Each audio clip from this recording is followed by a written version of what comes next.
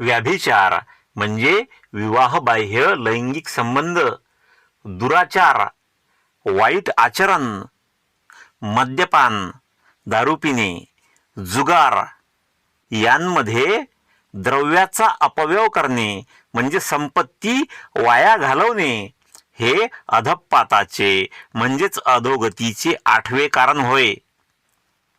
स्वस्त्रीमध्ये समाधान न पावता, स्वस्त्री म्हणजे स्वतःची पत्नी, स्वतःच्या पत्नीमध्ये समाधान न पावता वेश्या, गणिका आणि परस्त्रिया यांचा समागम करणे. वेश्या आणि गणिका म्हणजे आर्थिक लाभासाठी शरीर विकणारी स्त्री.